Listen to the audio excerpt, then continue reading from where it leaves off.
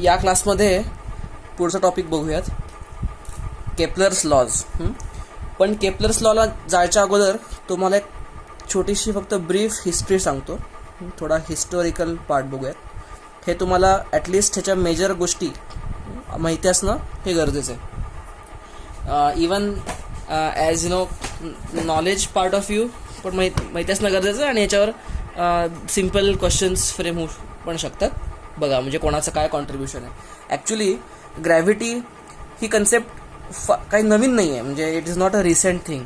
Gravity हे माणसाला फार अगोदरच्या काळापासून हे ग्रॅव्हिटीचे प्रश्न पडत आहेत की वरनं ऑब्जेक्ट खालीच का येतो आणि खालनं वर का जाता येत नाही, किंवा हे स्टार्स वगैरे प्लॅनेट हे कसे फिरायला लागलेत.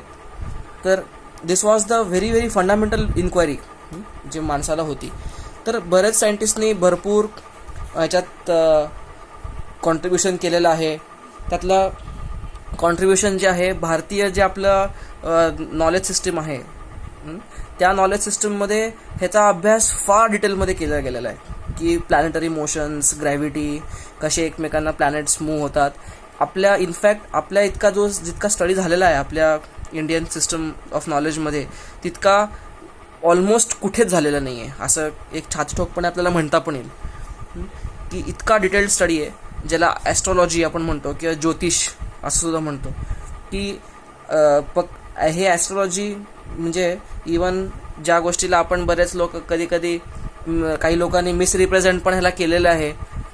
त्यामुळे आपण याला मोडीत काढलं आहे. आणि आपल्या एज्युकेशन सिस्टममध्ये ज्योतिष आणि ॲस्ट्रॉलॉजीला काही स्थान नसल्यामुळे आपल्याला हे माहीत नाही. आणि ह्याच्यात आपण मॅक्सिमम ह्याची उपहास करतो, थट्टा करतो. असं करण्यात आपण हे केलेलं आहे. आणि बरेच लोक त्याला मिसरिप्रेझेंट पण करतायत, ते जास्त कारणीभूत आहेत. पण खरं बघायला गेलं तर ॲस्ट्रॉलॉजी किंवा ज्योतिष हे आहे, it is a detailed study based on planetary motions, which is again त्याचा बेस ग्रॅव्हिटीच आहे ना. प्लॅनेटरी मोशन, प्लॅनेट्स फिरतात का कशाही भोवती, ते ग्रॅव्हिटीमुळेच फिरतात. तर त्याचं सगळ्याचं कनेक्शन ग्रॅव्हिटी हे मूळ कनेक्शन आहे. आणि हे कनेक्शन आपल्याला फार अगोदरपासून माहिती होतं. म्हणजे दाते पंचांग करते, म्हणजे पंचांग आपण बरंच पॉप्युलर आहे महाराष्ट्रामध्ये.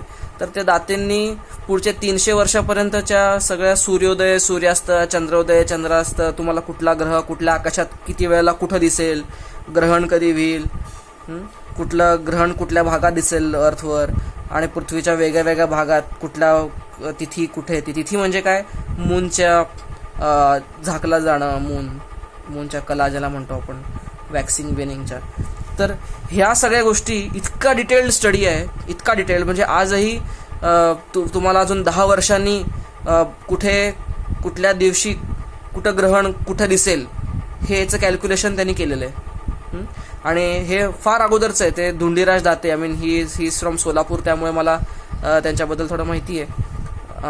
तर ते त्यांच्या आता 3री-4थी पिढी चालू आहे. म्हणजे त्यांनी 4 पिढ्या अगोदर पुढच्या 300 वर्षापूर्वी सगळं कॅल्क्युलेशन करून ठेवलेलं आहे. So it is not a joke, it is a very detailed study, detailed science. तर पण आपण आपल्या अनफॉर्च्युनेटली या एज्युकेशन सिस्टममध्ये हे सगळं साईड ट्रॅक केलं गेलं. आपण पण केलं गेलं, बाकीच्या लोकांनी केलं, ब्रिटिश सिस्टम्स ऑफ एज्युकेशनमुळे झालं हे सगळं. एनिवे, तर आपला तो आता विषय काय आपला सध्याचा टॉपिक नाही आहे. पण त्यामुळे या हिस्ट्रीमध्ये आपण ती हिस्ट्री आपण जास्त स्टडी करत नाही आहोत. आपण ही हिस्ट्री जी स्टडी करतोय, जी आपल्याला ब्रिटिशांनी शिकवली, वेस्टर्न जे नॉलेज सिस्टम पुढे आली त्यांनी आणली, आणि आपण ते एकदम प्रामाणिकपणे ती आपण ॲक्सेप्ट पण केली. तर ती सिस्टम बघूयात. त्या सिस्टमच्या अनुसार ग्रॅव्हिटीचा फार अगोदर there was Ptolemy, P silent आहे, ह्याचं नाव सगळ्यात अगोदर येतं. की म्हणजे this person was very very old, फार जुन्या काळातलं हे नाव टोलेमी. तर ह्यांनी काय केलं, जिओसेंट्रिक मॉडेल एस्टॅब्लिश केलं. म्हणजे टोलेमीच्या अनुसार काय होतं की पृथ्वी ही सेंटर आहे आणि सूर्य, चंद्र, सगळे प्लॅनेट्स हे पृथ्वीच्या अबाउट फिरतात. That was the idea Ptolemy. तर which was very very basic आणि प्रिलिमिनरी आयडिया आहे. नंतर ही आयडिया पुढे नाही आली. पण बेसिकली या आयडियाने ॲटलिस्ट असा विचार करायला चालू केलं की खरंच हे असं गोल फिरत आहे. आणि there is something. Then there came Aryabhata. तुम्ही हे पटापट ह्याची समरी लिहून घेत जा. Aryabhata came in 500 AD. ह्यानी आर्यभट्टनी हेलिओसेंट्रिक मॉडेल. हेलिओसेंट्रिकचा अर्थ काय? आर्यभट्टाने सांगितलं की नाही अर्थ सेंटरला नाही आहे, सन सेंटरला आहे आणि सगळे प्लॅनेट्स अर्थ सकट सगळे प्लॅनेट्स हे आपल्या सोलर सिस्टम मधले सगळे सूर्याभोवती फिरत आहेत. ओके. आणि earth is round, earth is spherical. हा पण यांनी आयडिया आर्यभट्टाने मांडली.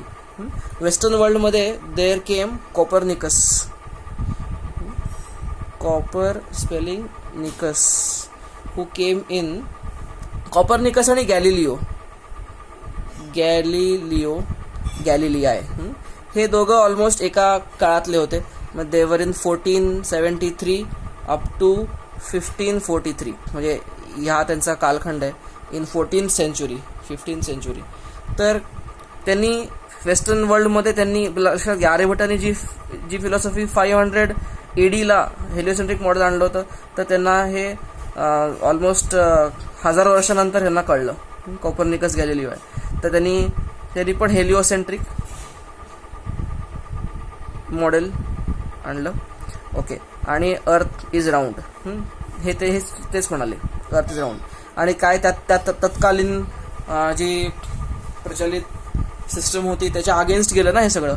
तेव्हाच्या काळाचे जे धर्मगुरू किंवा तेव्हा काळचे जे लोक राज्यकर्ते होते, तर त्यांचं थिअरी होती की अर्थ सेंटरला आहे आणि बाकी सगळं मूव्ह करतं आहे.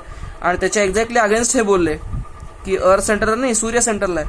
त्यामुळे असं म्हणतात की ह्यांना त्यांनी ते गिलोटिनवर मारून टाकलं, असं म्हटलं जातं. आपल्याला जास्त हिस्ट्री बघायला लागेल म्हणून. ओके. त्यानंतर there is another scientist called as Tycho Brahe. He came in 1546 to 1601. हा याचा कालखंड होता. त्यांनी मोशन, स्टार आणि प्लॅनेटची मोशन नोट केली. स्टार आणि प्लॅनेटची मोशन नोट केली, म्हणजे ही नोटेड असं लिहितो. Noted star and planet motions. म्हणजे टायकोचं जे आहे, टायको ब्राहे, ह्यांनी फार काही मोठं थेअरी पब्लिश नाही केली, पण ह्यांनी काय केलं, ह्यांनी ह्याचं ऑलमोस्ट आयुष्य, म्हणजे good portion of his life त्यांनी काय केलं, फक्त एकच काम केलं.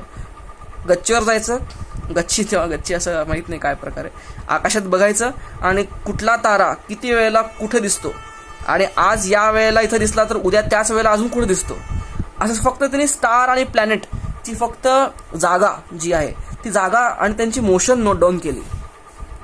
याचा ह्यांनी काही फार मोठा शोध लावला अशातला भाग नाही, पण ह्यांनी जे काम इतकं नोट डाऊन करून ठेवलं याचा उपयोग पुढच्या लोकांनी फार केला. त्यांनी सगळे ह्याचे रेफरन्सवरनं आले. And then there came Johannes Kepler. Here came Kepler. Kepler is 1571 to 1640 या कालखंडात आता. Okay. This is a person ज्याच्या पुढे जरा जास्त सॉलिड आणि फॅक्च्युअल काम चालू झालं ते केप्लर नंतर चालू झालं. याच्या अगोदर जे काम होतं ते more or less descriptive type होतं. असं गणिती भाषेमध्ये लोकांनी एक्सप्लेन इतकं नव्हतं केलं, किंवा कदाचित केलंही असेल, पण त्यांचा उपयोग करून या लोकांनी केप्लर आणि ह्याच्या पुढचं येणारा त्यांनी काय केलं, हे फार मॅथमॅटिकली चांगलं एस्टॅब्लिश केलं की प्लॅनेट्स मूव्ह कसे होतात, त्यांची मोशन कशी होते, प्लॅनेटरी मोशन कशी होते. तर त्यांनी काय केलं, केप्लरचे बरेच कॉन्ट्रीब्युशन्स आहेत. तर केप्लरचे आपण 3 लॉज आपण एनिवे शिकणार आहे. तर ह्याचं ह्यांनी काय केलं, मॅथमॅटिकली एस्टॅब्लिश्ड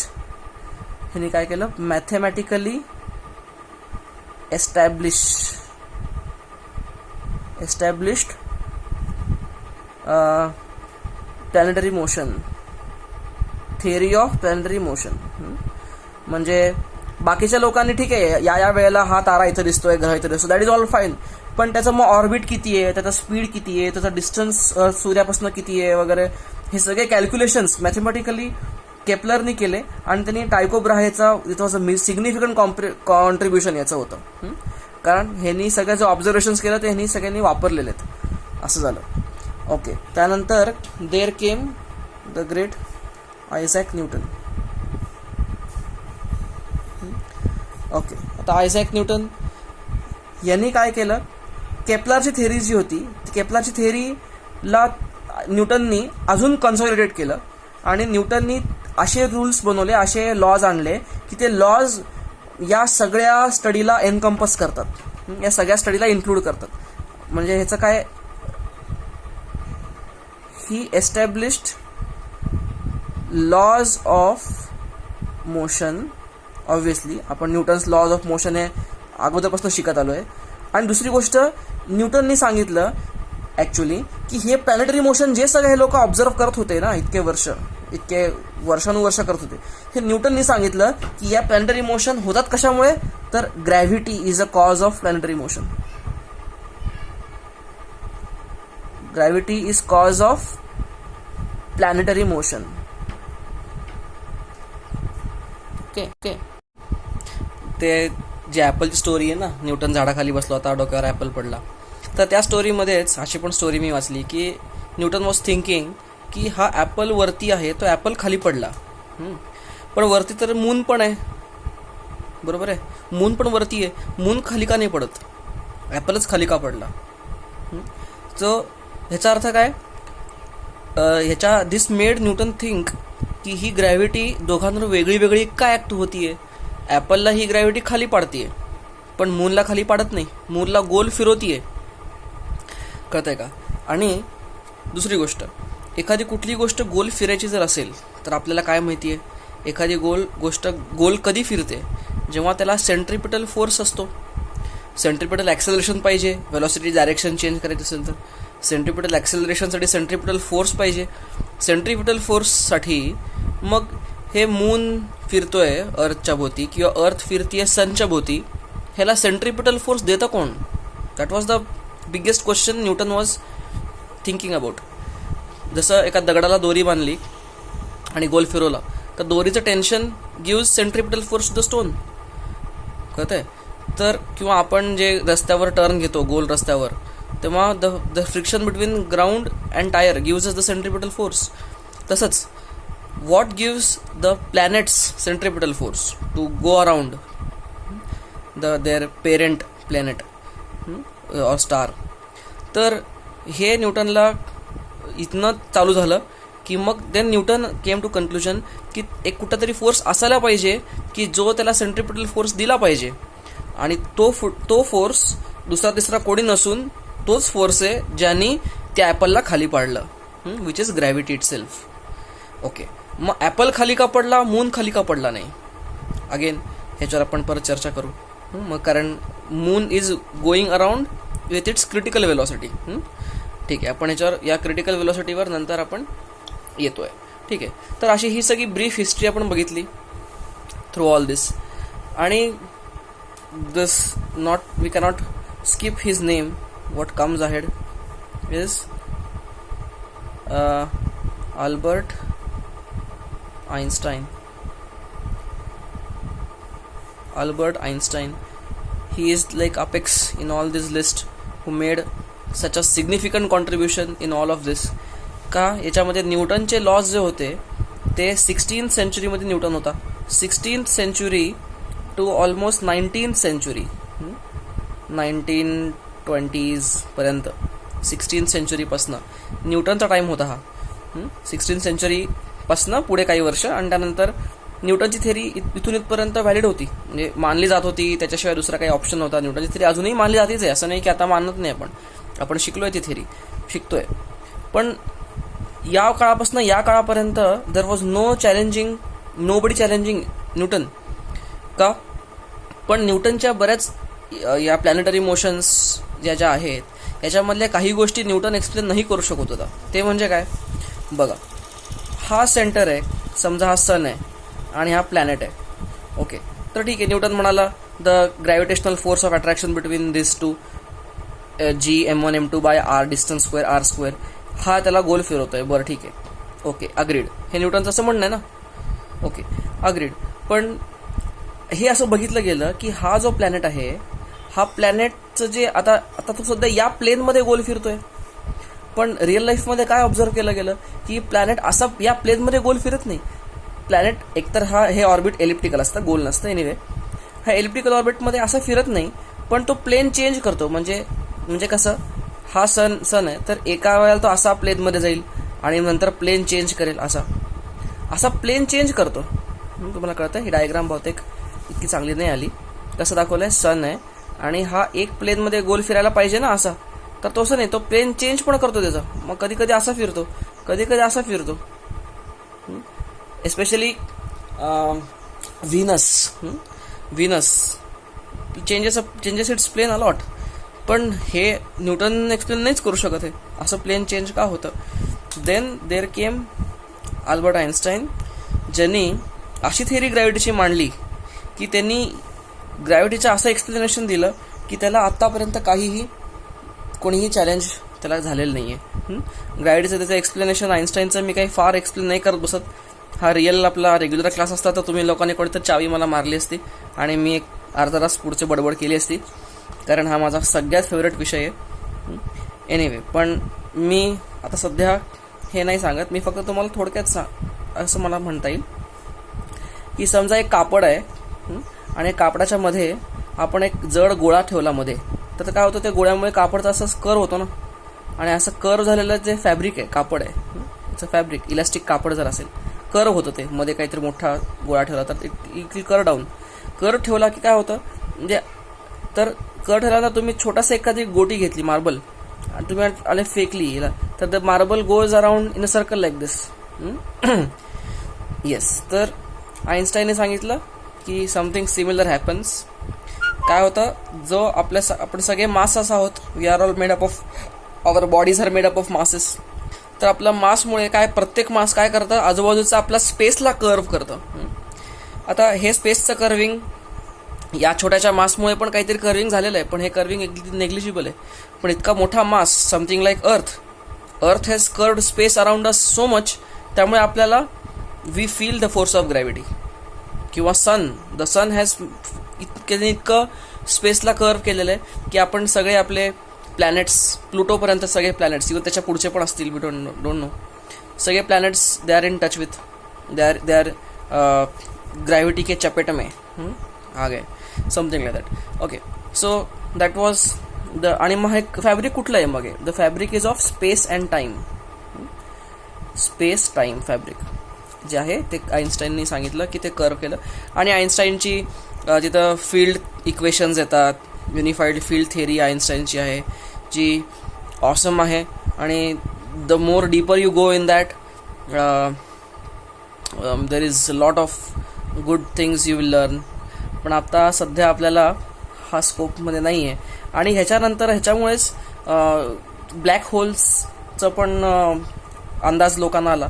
समजा हे मास फार जास्त आहे, तर काय होईल, हा खड्डा अजून जास्त होईल, हा अजून इतका जास्त होईल की हा खड्डा इन्फायनाइटली खाली डीप होईल, म्हणजे डेप्थ इन्फायनाइट होईल. इन्फायनाइट डेप्थ म्हणजे काय, एखादी गोष्ट जर याच्या आत गेली तर ती गोल फिरत आतच जाणार, ती कधी बाहेर येणारच नाही. कळतंय? ओके. आणि that's how there is a gravity. मग ह्याला काय म्हणायचं, दिस इज कॉल्ड सिंग्युलॅरिटी. आणि सिंग्युलॅरिटी प्रोड्यूस ज्यांनी म्हणजे सिंग्युलॅरिटीने जे काही प्रोड्यूस केलं त्याला आपण म्हणतो ब्लॅक होल, किंवा त्याला इव्हेंट होरायझन म्हणतो. आणि इव्हेंट होरायझनला कंप्राइज्ड आपण ब्लॅक होल म्हणतो. So on and so forth. चला, तर आपण याच्यावर भरपूर गप्पा मारल्या. That's Einstein's contribution. आणि आइन्स्टाईननी भरपूर मॅथमॅटिकली एक्सप्लेन करून सांगितलं की प्लॅनेट्स असं प्लेन्स का चेंज करतो. आणि त्यांनी सगळंच आइन्स्टाईनचे जे इक्वेशन्स आहेत त्या इक्वेशन्सला आपण सिम्पल करत गेलो ते इक्वेशन्स, तर न्यूटनचं इक्वेशन येतं बरोबर त्यातनं बाहेर येतं. म्हणजे आइन्स्टाईनचं इक्वेशन जे आहे, it's a very very general form of Newton's equation. आणि जनरल रिलेटिव्हिटी त्याचा आउटपुट आहे ते, आणि त्याची आयडिया ऑफ ग्रॅव्हिटी ही फार एकमेकांशी कनेक्टेड आहे, एकत्र ती. तर असं हे सगळं चाललं. ओके, तर आता आपण तुम्ही काय करा, मी जे काही बोललो एक मोठा टेबल बनवा, चार्ट बनवा किंवा असंच लिहून घ्या. आईन्स्टाईनचं जे एक्सप्लेनेशन आहे आता जे काही सांगितलं that is only for your knowledge curiosity. अजून आपल्याला बरेच असे व्हिडिओज आईन्स्टाईनबद्दल मिळू शकतील, पण मी तुम्हाला स्ट्रॉंगली सजेस्ट करतो की असे व्हिडिओ बघू नका सध्या या स्टेजमध्ये. कारण आता तुमच्याकडे इंटरनेट आहे, हातात यूट्यूब आहे, तर तुम्ही it's very easy for anybody to go and check out on YouTube. But right now it will be a waste of time, कारण तुम्हाला इतकं काम आहे. I will tell you exact good time जेव्हा तुम्हाला हे करण्यासारखं आहे. Right now don't waste your time with anything extra curricular.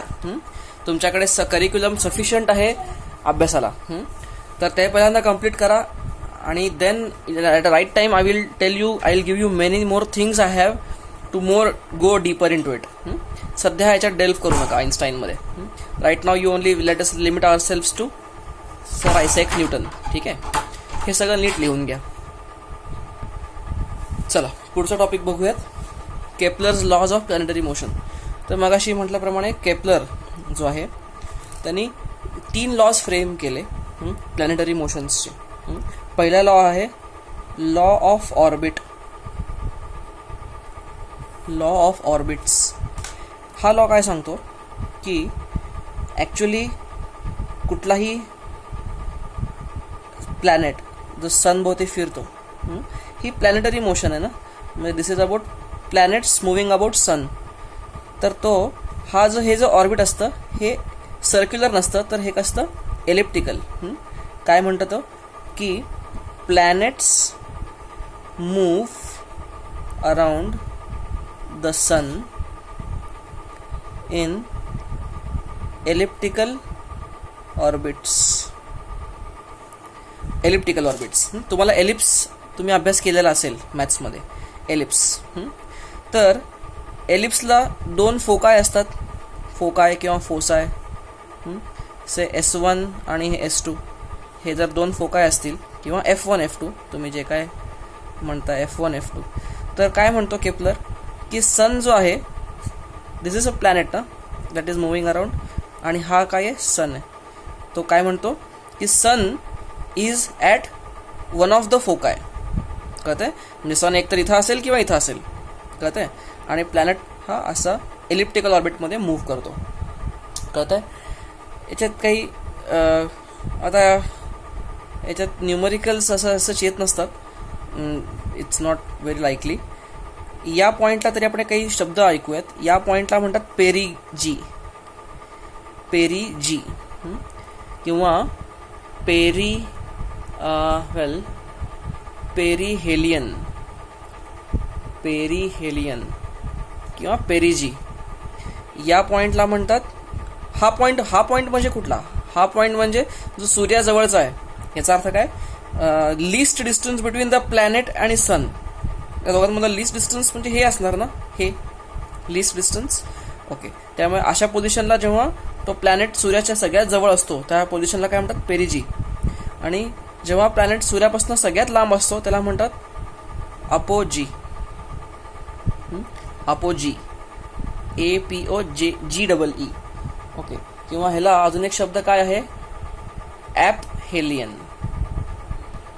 ॲपहेलियन किंवा अपोजी. अपोजी जास्त कॉमन आहे, पेरिजी आणि अपोजी. कळतंय?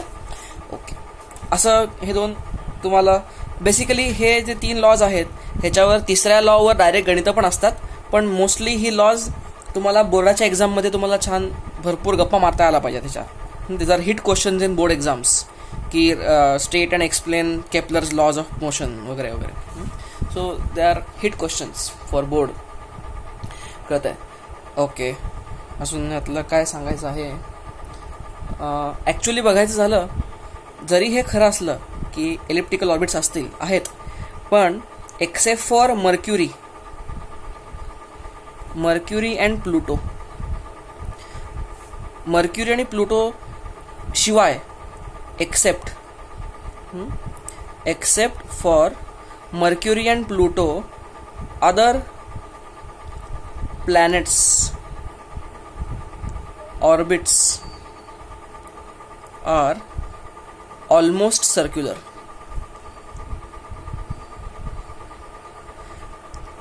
ठीक आहे, जरी हे केपलरने सांगितलं जर हे असं असतं तरी पण मर्क्युरी आणि प्लुटो ह्या दोन जर आपण प्लॅनेट्सला सोडलं तर उरलेले जे 7 आहेत, त्या उरलेले 7 जे प्लॅनेट्स आपल्या सोलार सिस्टममध्ये आहेत, they all move in almost circular orbits. म्हणजे त्यांची एसेंट्रिसिटी फार कमी असते.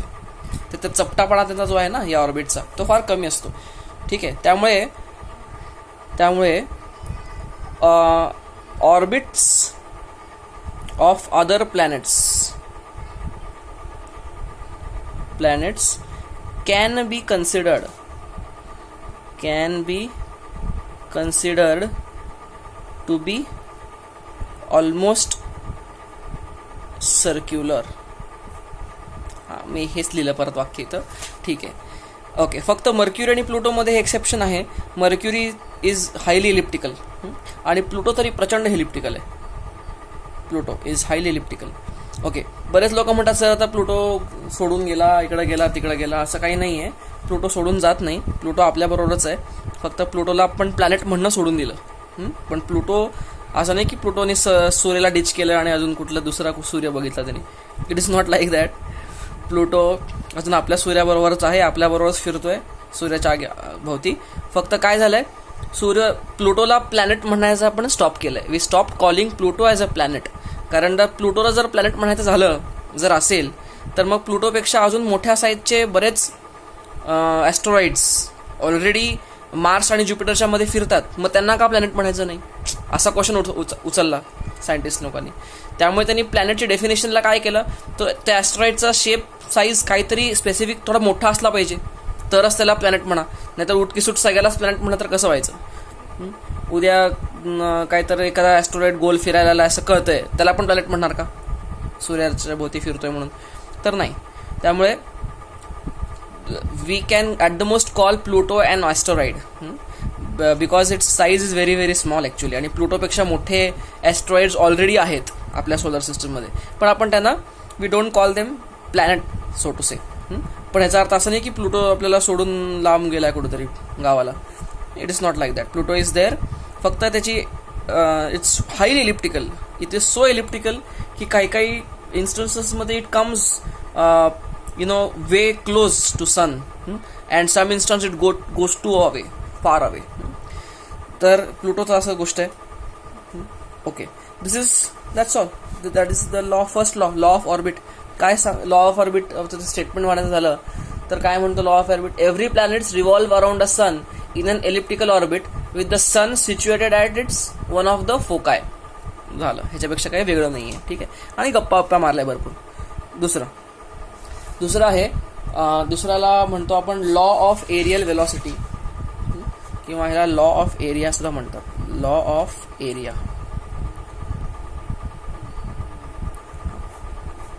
Law of area. बघा हा लॉ काय आहे. बघा हा लॉ का सांगतो. पहिल्यांदा मी तुम्हाला एक एक्सप्लेनेशन सांगतो याचं, नंतर याचं स्टेटमेंट सांगतो. कारण नुसतं स्टेटमेंट तुम्हाला मग कळणार नाही.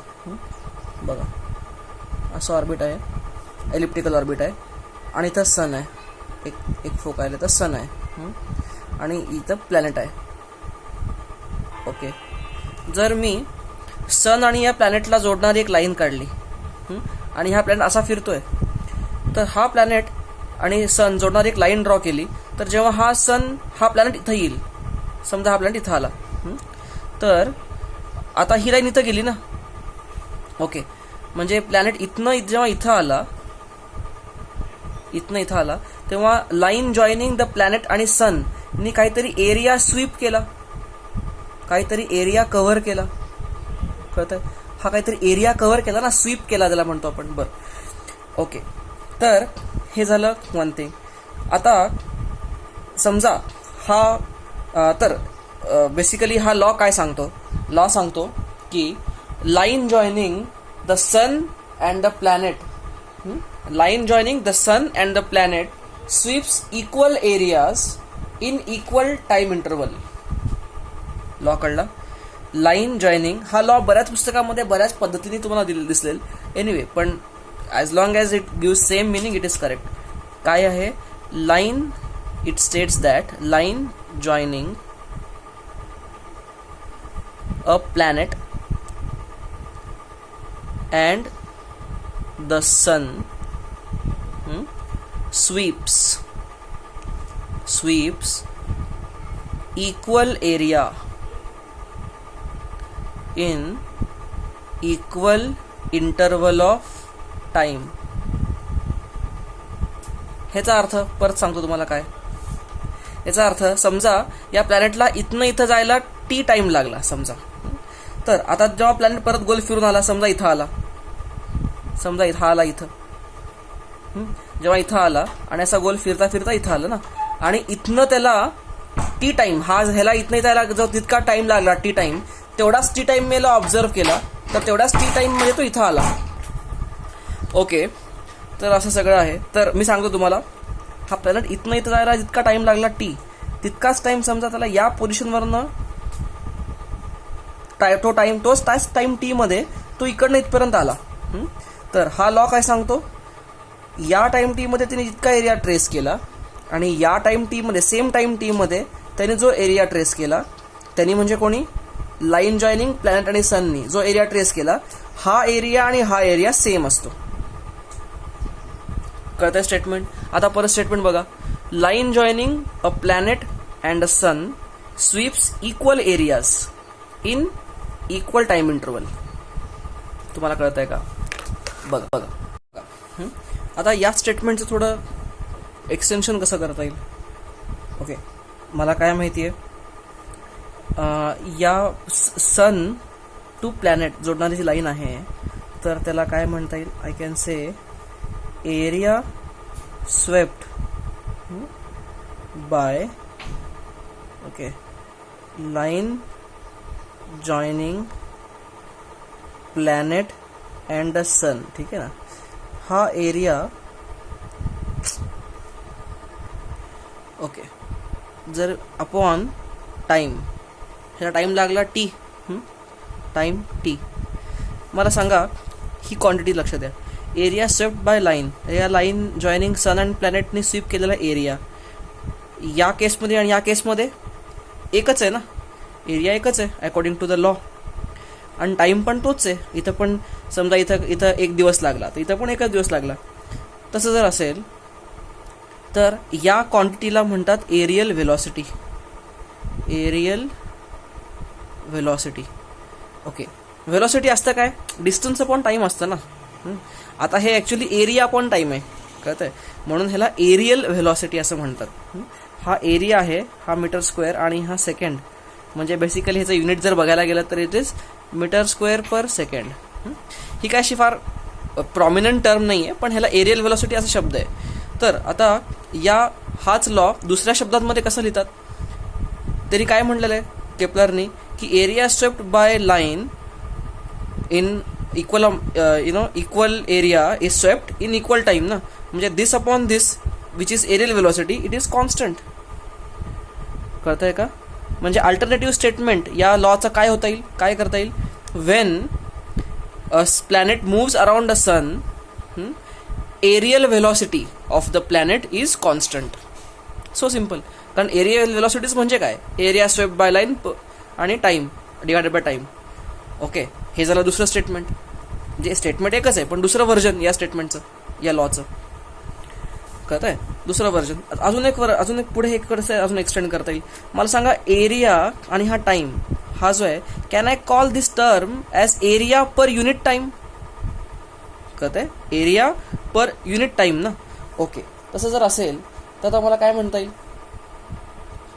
तर मला काय करता येईल, याचाच अर्थ जेव्हा हा प्लॅनेट सूर्यापासून लांब होता, तेव्हा त्यांनी टी टाईममध्ये ट्रॅव्हल केलेला एरिया, आता हा एरिया बराच लांब आहे ना, मोठा आहे ना एरिया. ओके, आता जेव्हा हा सूर्याच्या जवळ आला, तेव्हा आपण त्याच टाईममध्ये तेवढाच एरिया कव्हर करायचा असेल त्या लाईन जॉईनिंगला, तर त्याला जास्त फास्ट जायला पाहिजे. तुम्हाला कळत आहे का? ओके, आता मी अजून एक तुम्हाला डायग्राम हवे असेल तर तुम्हाला काढून दाखवतो, आणि नंतर हे मॅथमॅटिकली सुद्धा प्रूव्ह करता येतं. असं तो एलिप्टिकल आहे शेप. ओके, आणि इथं दाखवतो सन, आणि इथं प्लॅनेट आहे, इथं प्लॅनेट नाही इथं. आता इथं जायला समजा त्याला एक दिवस लागला, समजा 1 डे लागला, तर आता एरियल व्हेलॉसिटीची एवढी झाली ना, म्हणजे एरिया स्वेप्ट एवढा झाला ना, कळतंय? ओके. आता एका दिवसात, आता जेव्हा ही झाली पोझिशन 1, जेव्हा आता प्लॅनेट सूर्याच्या जवळ आहे, तेव्हा एका दिवसामध्ये त्याला जर सेम एरिया, हा जितका एरिया आहे तितका सेम एरिया इथं ट्रेस करायचा असेल, तर आता it has to cover a larger distance. कळतंय? तेव्हा जाऊन कुठेतरी हा shaded area will be equal to हा शेडेड एरिया असं व्हावं लागेल ना. त्यामुळे ह्याचाच अर्थ काय, इथं एक दिवस असं जाणं इज इक्विव्हॅलंट टू इथं एक दिवस इतकं जाणं.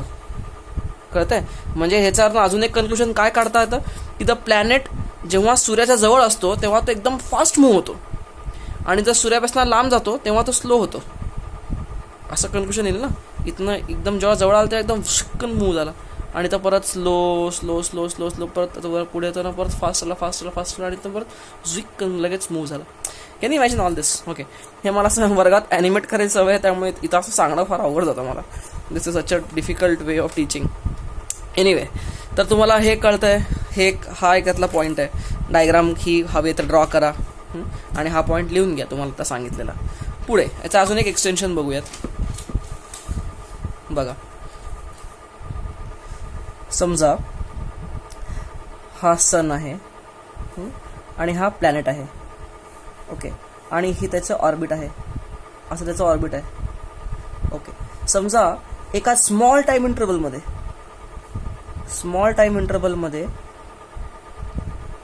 हा प्लॅनेट इथं गेला. आता हा फारच स्मॉल टाइम इंटरवल आहे.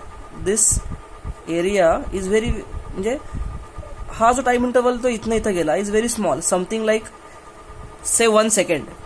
आता जर अर्थ सन भोवती फिरतीये, एका कम्प्लीट रोटेशन रिव्होल्युशनला त्याला लागतंय 365 डेज. 365 डेजच्या तुलनेमध्ये 1 सेकंड किती लहान आहे.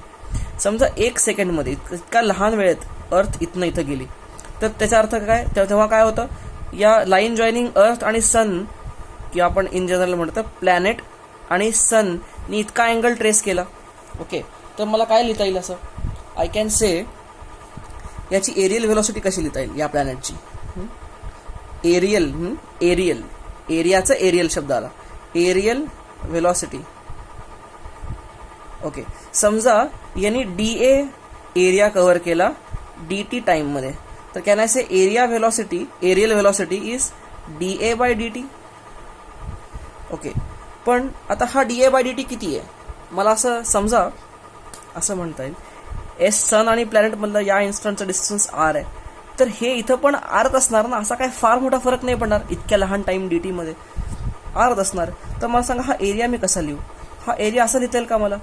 Can I assume this to be a triangle, because this is very हा कर्वेचर फार स्मॉल आहे, आणि हा कर्वेचर ही लेंथ किती असते. समजा हा अँगल D θ असेल, हा छोटासा अँगल ट्रेस केलेला D θ असेल, तर ही लेंथ किती असणार आहे, ही लेंथ असणार आहे R D θ ना. ओके. तर मी या ट्रायंगलचा एरिया कसा लिहू, half into base into height. तर हाईट ही जर R D θ घेतली मी, R D θ हाईट, कळतंय का. तर आणि खालचा DT असं लिहू का मी. ओके. आता व्हॉट इज dθ/dt, आठवा अँग्युलर मोशनमध्ये what is dθ/dt, it is omega. म्हणजे मला काय लिहिता येईल, हे R²/2 ओमेगा. बर. आता या लॉच्या अनुसार एरियल व्हेलॉसिटी काय असली पाहिजे, areal velocity should be constant. या लॉच्या अनुसार ना, म्हणजे काय, दिस शुड बी कॉन्स्टंट. मी या दोन्ही साईडला M नी मल्टिप्लाय करतो, म्हणजे काय होतं, M R is equal to M into some constant. Now mass is also constant into constant in some other is constant only ना, दुसरा कुठं तरी कॉन्स्टंट असणार आहे.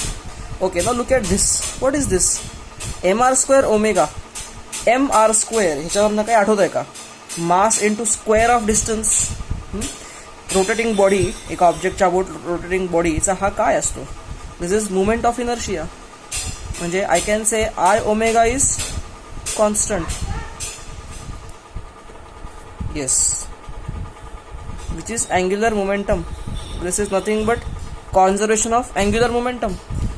विच इज व्हेरी ऑब्वियस ना, कारण अँग्युलर मोमेंटम कॉन्झर्व कधी होतो, जेव्हा एक्सटर्नल टॉर्क 0 असतो. जेव्हा अर्थ त्याच्याभोवती फिरतीये तेव्हा सिस्टम कुठली आहे, अर्थ आणि सन सिस्टम आहे ना. अर्थ आणि सन मध्ये बाहेरनं कुठला टॉर्क लागतच नाहीये, कारण अर्थ व्हॅक्यूम मध्ये फिरतीये, कळतंय ना. त्यामुळे एक्सटर्नल टॉर्क 0 असल्यामुळे एल कॉन्झर्व व्हायलाच पाहिजे, कॉन्झर्वेशन ऑफ अँग्युलर मोमेंटम, आणि that's why i omega is constant. बरं, याचा अजून एक एक्सप्लेनेशन. ओके, ह्याचा अजून एक एक्सप्लेनेशन पुढे असं नेता येईल याच्या, की बघा, जेव्हा प्लॅनेट यापासून लांब असतो, सनपासून लांब आहे, तेव्हा काय आहे, आय जास्त आहे आणि एल कॉन्स्टंट असायला पाहिजे. आय जास्त आहे म्हणजे ओमेगा कमी असायला पाहिजे, कळतंय. येस. आणि याचाच उलट कसं, जेव्हा प्लॅनेट सूर्याच्या जवळ येतो तेव्हा काय व्हायला पाहिजे, I becomes lesser, and that's why. Okay, I कमी झाला तर ओमेगा वाढला पाहिजे ना, म्हणजे प्रोडक्ट, कारण त्याचा प्रोडक्ट कॉन्स्टंट आहे. ओके, म्हणजे काय, याचा अर्थ काय, जेव्हा प्लॅनेट सूर्याच्या जवळ असतो तेव्हा त्याचा ओमेगा जास्त असतो, ओमेगा इज ग्रेटर. म्हणजे जर मी या पोझिशनला 1 म्हणलं आणि या पोझिशनला 2 म्हणलं तर मला काय लिहिता येईल, I1 omega 1 should be equal to I2 omega 2 असायला पाहिजे. ओमेगा 1 ओमेगा 2 काय आहे, ओमेगा ॲट 1 and 2, आणि आय काय आहे, आय म्हणजे MR² आणि MR², कळतंय. तर मला लिहिता येईल I1 upon I2 is equal to omega 2 upon omega 1. याचा अर्थ जेव्हा तो प्लॅनेट सूर्यापासून लांब आहे तेव्हा तो स्लो चाललाय, जेव्हा सूर्याच्या जवळ आला की तो फास्ट होईल, तो ओमेगा वाढत जाईल, आणि परत ओमेगा कमी कमी कमी पर्यंत डिस्टन्स वाढलं, असं हे रिलेशन राहील. अच्छा, अर्थच्या केसमध्ये आपल्या अर्थवर जे सीझन्स होतात त्या सीझन्समध्ये याचं कॉन्ट्रीब्युशन सिग्निफिकंट नसतं का, तर कारण अर्थचं जे ऑर्बिट आहे, अर्थचं ऑर्बिट हे ऑलमोस्ट सर्क्युलर आहे. त्यामुळे अर्थवर जे सीझन्स होतात, समर, विंटर, हे जे होतं, this happens because of earth's tilt. हे त्याचं कारण हे नाही आहे. अर्थचं टिल्ट जे आहे 23.5 डिग्रीनी अर्थ टिल्टेड आहे. अर्थचा जो रोटेटिंग ॲक्सिस अबाउट इटसेल्फ, जो रोटेटिंग ॲक्सिस तो टिल्ट झाला आहे टुवर्ड सन. त्यामुळे सीझन्स वगैरे होतात अर्थच्या सरफेसवर. तर सीझन्सचं कारण हे नाही आहे. बऱ्याच मुलांना वाटतं हे होतं. हां, आता fairly enough when it comes to close to sun, obviously त्यावेळेला तो फास्ट मूव्ह होईल, आणि अवे पण क्लोज टू सन आणि अवे फ्रॉम सन हे फार जास्त फरक अर्थवर नसतो. हा जर फरक फार जास्त असता तर क्लोज टू सनमध्ये अर्थ बर्नआउट झाली असती आणि अवे फ्रॉम सनमध्ये अर्थ फ्रीज झाली असती पूर्णपणे. तर असं होत नाही. त्यामुळे द व्हेरी रिझन असं का होत नाही, कारण अर्थ आणि बाकी maximum planets except for Mercury आणि प्लुटो, बाकी सगळ्या प्लॅनेट्सचं ऑर्बिट हे ऑलमोस्ट सर्क्युलर आहे. त्याचा एसेंट्रिसिटी एलिप्टिकलच आहे, पण त्याची एसेंट्रिसिटी इतकी कमी आहे की आपण त्या ऑलमोस्ट सर्क्युलर मानू शकतो आणि त्याप्रमाणे त्याचे कॅल्क्युलेशन्स करू शकतो. ठीक आहे. Okay, this was second law. Let's go to third law. तिसरा law, what it says, Kepler's third law is law of periods, law of time periods. Okay, आता let us see to this. हा law काय सांगतो, square of time period for a planet to complete one revolution about the sun is proportional to cube of its distance from the sun. Okay, मी तुम्हाला परत लिहून दाखवतो काय आहे. Square of time required for a planet to complete one revolution around the sun is directly proportional to cube of distance, असं म्हणू, average distance of the planet from the sun. कळतंय? याचा अर्थ काय? सन आहे आणि हा प्लॅनेट आहे. हा प्लॅनेट असं एलिप्टिकल ऑर्बिट करतोय. ओके, आता हे जे एलिप्टिकल ऑर्बिट आहे, तर समजा ह्याला एक रिव्होल्यूशन कंप्लीट करायला, म्हणजे ह्याचा टाइम पिरियड झाला ना. आपण टाइम पिरियड कशाला म्हणतो? एक रिव्होल्यूशन कंप्लीट करायला लागलेला वेळ म्हणजे टाइम पिरियड ना. म्हणजे या प्लॅनेटचा जो टाइम पिरियड आहे अराउंड सन, कळतंय? हा टाइम पिरियड प्रत्येक प्लॅनेटचा वेगळा आहे. ऑब्व्हियसली आपल्याला माहिती आहे की व्हीनस चा टाइम पिरियड जास्त आहे. प्लुटोचा टाइम पिरियड, प्लुटोला 255 वर्ष लागतात. 255 अर्थली इयर्स म्हणजे प्लुटोचं 1 वर्ष. म्हणजे अर्थचे जेव्हा 255 राऊंड होतात सूर्याच्या भोवती, तेव्हा प्लुटोचा 1 राऊंड होतो. म्हणजे प्लुटोवर कोणी जन्मला तर त्याचा पहिला वाढदिवस पण होणार नाही. किंवा बाकी काही प्लॅनेट्स. आता एक्झॅक्टली तुम्ही हा डेटा मला आता लगेच डोक्यात नाही आहे की कोणाचा किती टाइम पिरियड आहे. पण हा टाइम पिरियड जो असतो, तो टाइम पिरियड केपलरच्या लॉच्या नुसार is directly proportional square of time period. Time period नुसता नाही, square of time. Okay, time पिरियडचा square is directly proportional to cube of R. R काय आहे? सन आणि त्या प्लॅनेट मधलं ॲव्हरेज अंतर. तुम्हाला कळतंय? ॲव्हरेज अंतर. ओके, म्हणजे काय होतं, ज्या प्लॅनेट्सचा आपण ऑर्बिट ऑलमोस्ट सर्क्युलर मानतो, ऑलमोस्ट सर्क्युलर मानतो, म्हणजे एक्सेप्ट फॉर मर्क्युरी, HZ नको, HG पण नको, नाव लिहू, Mercury and Pluto. Except for Mercury and Pluto, all other planets rotate about the sun in almost circular orbits. Okay, म्हणजे त्यांच्या केसमध्ये ही आर काय असणार आहे? Simply radius. ओके, आणि जर एखाद्याला अगदी कॅल्क्युलेशन फारच जर डिटेलमध्ये प्रिसाईज टायमिंग करायचं आहे, कॅल्क्युलेशन करायचं आहे, किंवा मर्क्युरी आणि प्लुटोसाठी करायचं जर असेल, तर त्या केसमध्ये फॉर एलिप्टिकल ऑर्बिट्स आपण हा आर काय घेतो? We take this r as semi major axis. R काय घेतो? सेमी मेजर ॲक्सिस हे घेतो आपण. ठीक आहे, हे असं का घेतो आणि हे कुठनं आलं? ह्याच्या मागे एक चांगलं प्रूफ आहे, एक मस्त डेरिव्हेशन आहे. आता मी त्यात फक्त जात नाही, कारण आपल्याला या व्हिडिओची लेंथ अननेसेसरी फार वाढेल. जर तुम्हाला काही इंटरेस्ट असेल तर मला पर्सनली भेटा, तुम्हाला हे डेरिव्हेशन सांगेन. इट्स इंटरेस्टिंग डेरिव्हेशन, पण थोडं लेंदी आहे. आणि त्यासाठी तुम्हाला क्रिटिकल व्हेलॉसिटी वगैरे काही कन्सेप्ट माहिती पाहिजे. तर आपण हे सध्या नको घ्यायला. तर T² प्रपोर्शनल टू R³. तुम्हाला कळतंय? हा आहे केपलरचा लॉ, वेअर आर काय आहे? सर्क्युलर ऑर्बिटसाठी आर रेडियस आहे आणि बाकीच्या एलिप्टिकल ऑर्बिटसाठी आर सेमी मेजर ॲक्सिस आहे. तर तुम्हाला जोपर्यंत क्वेश्चनमध्ये मेन्शन करत नाहीत की हा ऑर्बिट एलिप्टिकल आहे आणि त्या एलिप्सचा ई असा आहे जो काही आहे, तोपर्यंत तुम्ही ते रेडियसच घ्यायचा, सर्क्युलर ऑर्बिटच घ्यायचा. आपण प्रॉब्लेम सॉल्व्ह करताना बघूया ते. ठीक आहे, काही इतका सिरियस इश्यू नाही आहे. कळतंय? ओके, हे नोट डाऊन करून घ्या. ठीक आहे, तर तुम्ही हे तिन्ही केपलरचे law of orbit, law of areal velocity आणि लॉ ऑफ टाइम पिरियड, हे तिन्ही लॉज बाहेर पाहिजेत.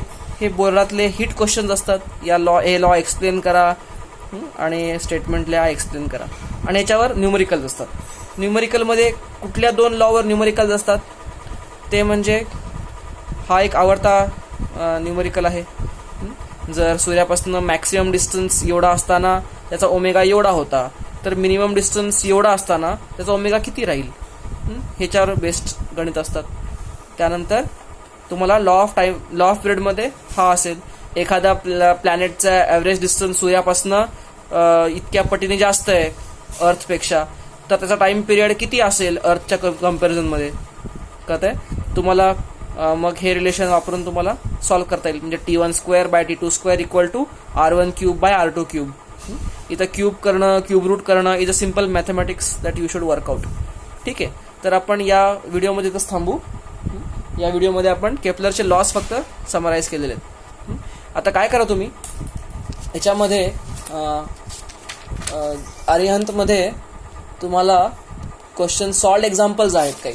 मी ते काही मुद्दामून घेतले नाहीत कारण तुमच्याकडे पुस्तकामध्ये ऑलरेडी आहे. हे क्वेश्चन सॉल्ड एक्झाम्पल 8 आणि डायरेक्ट 11th आहे. मध्ये 8, 9, 10th काय झालं माहीत नाही. त्यांनी question number example number 8 page number 154 उघडा. त्यामध्ये सॉल्ड एक्झाम्पल्स आहेत 2 तुम्हाला दिसतील. 2 सॉल्ड एक्झाम्पल्स बघा. आणि त्यानंतर आणि हे बेसिक एक्झाम्पल्स आहेत. ह्याच्यात काही सॉल्व मी करून दाखवायची काही गरज वाटत नाही मला. तर मी तुम्हाला काही होमवर्क देतो. ठीक आहे, तर तुमचं आजचं काम आहे की हा व्हिडिओ बघा, नोट्स बनवा आणि होमवर्क सॉल्व करा. ठीक आहे, चलो, गुड डे, बाय.